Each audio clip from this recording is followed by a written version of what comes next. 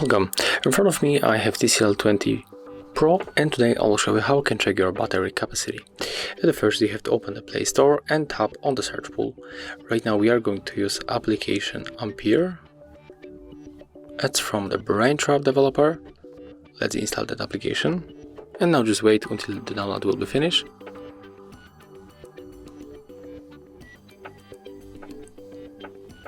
In the next step we have to open that application. Click yes, agree, tap close, and then hit OK button in the left bottom corner. When you swipe on the right side, we can find the same data but in other theme, and as you can see, the maximum capacity of our battery we can find in this place. You can also check here other things like battery temperature, health, or for example Android version and manufacturer. So that's all. If you find this video helpful, remember to leave a like, comment and subscribe to our channel.